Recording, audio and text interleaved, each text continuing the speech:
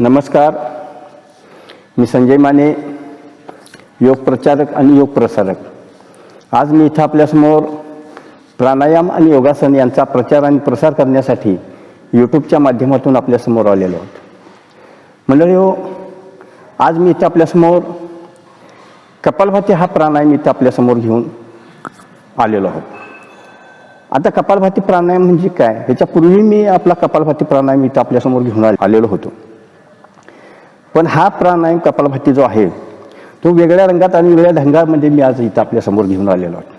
तो म्हणजे मी ज्यांना गुरु म्हणते, जे माझे गुरु योग ऋषी स्वामी रामदेवजी महाराज, ह्या कपालभातीमध्ये काही आसनं करतायत आणि मग तो करण्याचा मी प्रयत्न केला आणि त्यामध्ये मी यशस्वी झालो.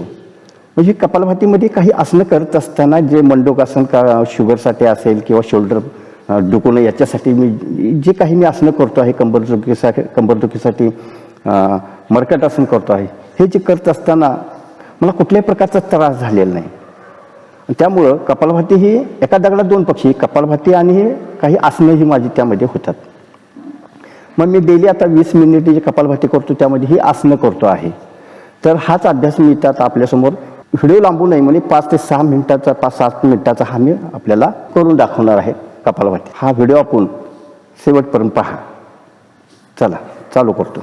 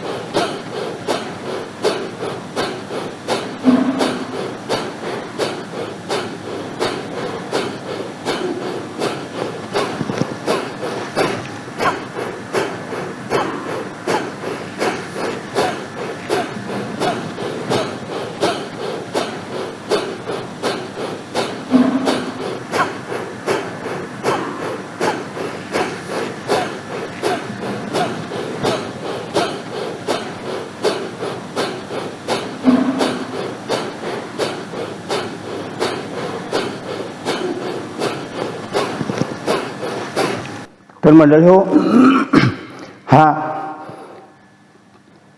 कपालभातीचा प्राणायाम ह्या आसनामध्ये मी जो केला तो आपल्याला कसा काय वाटला? आवडला असेल, आपल्याला करायची इच्छा होत असेल तर जरूर करा. पण रोज पहाटे सकाळी 5 ते 7:30 या वेळेत आणि पुन्हा प्रसारण रात्री 8 ते 9 या वेळेत फक्त आस्था या चॅनेलवरूनच, आणि पुन्हा रोज सकाळी 8 ते 8:30 या वेळेत फक्त इंडिया TV या चॅनेलवरूनच योग गुरु श्री स्वामी रामदेवजी महाराज यांचे प्राणायाम योगासनाचे कार्यक्रम जरूर पहा आणि आपल्या जवळच्या योग वर्गाला भेट द्या. योगगुरू योगतज्ञ यांचे मार्गदर्शनाखाली आणि त्यांच्या देखरेखीखालीच हा प्राणायाम योगासनं शिकून घेऊन हा कपालभातीचा प्राणायाम करा आणि तंदुरुस्त राहा. आपण जर तंदुरुस्त राहायला, आजारमुक्त राहायला, आपण कुठल्या प्रकारचा आजार जर आपल्याला नाही झाला तर आपला संपूर्ण जो पैसा औषध पाण्याचा वाचणार आहे तो संपूर्ण पैसा आपल्या मुलाबाळांच्या शिक्षणासाठी आपण खर्च करणार आहात. कारण मुलांना मायेचं छत्र द्यायचं असेल, त्यांना त्यांच्या पायावर उभं करायचं असेल, त्यांना जे आपल्याला मनामध्ये संकल्प असेल, डॉक्टर, इंजिनियर, वकील जे काही करायचं असेल तर त्यासाठी आपल्याला तंदुरुस्त राहणं गरजेचं आहे, आजारमुक्त राहणं गरजेचं आहे. जर आजारानं आपला जर मृत्यू झाला तर संपूर्ण मुलांचं भविष्य धोक्यात येऊ शकतं, त्यांचं स्वप्न पूर्ण संपुष्टात येऊ शकतं. तर त्यांचं स्वप्न पूर्ण करण्यासाठी आपल्याला रोज पहाटे सकाळी उठून किंवा 1 तासभर ते प्राणायाम योगासनं केली पाहिजेत आणि तंदुरुस्त राहिलं पाहिजे. याच्यापूर्वी आपण खूप धूम्रपान केला, आपल्यासाठी आपण जगलो, पण नाही मंडळी, आता इथून पुढं नाही. फक्त मुलाबाळांच्यासाठी, आपल्या बायका मुलांच्यासाठी फक्त जगायचं आहे. यासाठी पूर्णपणे धूम्रपानाला आपण मूठमती चारायचे आहे आणि फक्त उरलेले जे आयुष्य आहे ते फक्त आपण मुलाबाळांच्यासाठी खर्च करायचं आहे. त्यासाठी आपण रोज पहाटे सकाळी 5 वाजता उठून किंवा 1 तासभर तरी प्राणायाम आणि योगासनही केली पाहिजेत आणि तंदुरुस्त हे राहिले पाहिजे. तर चला मंडळी हो, हा व्हिडिओ आपल्याला कसा काय वाटला? आवडला असेल तर मला माझ्या आणखीन नवीन व्हिडिओ पाहण्यासाठी माझ्या चॅनलला सबस्क्राईब करा, लाईक करा आणि कमेंटमध्ये कळवा हा व्हिडिओ आपल्याला कसा काय वाटला. धन्यवाद.